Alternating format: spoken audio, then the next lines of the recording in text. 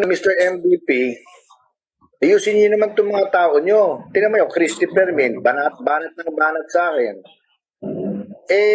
Di ba dapat pag may sinisiraan kang tao, dapat nandun yung tao o imbitahin mo yung tao para sumagot? Hindi. Ako na nga nagsabi na pupunta ako dyan, live para magkaanuhan kami kung sino ang tama, sino ang mali. Kasi ang pangit po nun, Mr. Pangilinan, isipin niyo yung TV5, naninira kayo, tapos hindi niyo pwedeng imbitahin yung sinisiraan yung tao. That's unfair. Very unfair. Maling-mali po yan. That's even below the belt. That's foul. So sana naiintindihan niyo, Mr. Pangilinan. Baka pati kayo madamay dito.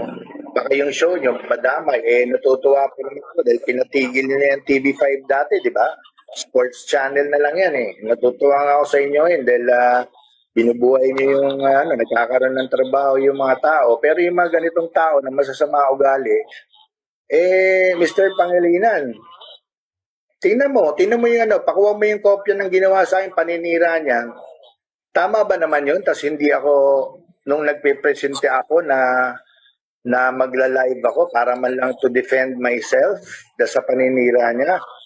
Ito, anong sagot sa akin? Ito po, Mr. Pangilinan, no? Ayan, no? Punta kayo sa PEP. O, nakalagay. Christopher Min tumanggi sa box reveal ni Anjo. Sayang lang daw oras. O, bakit napasok akong siraan?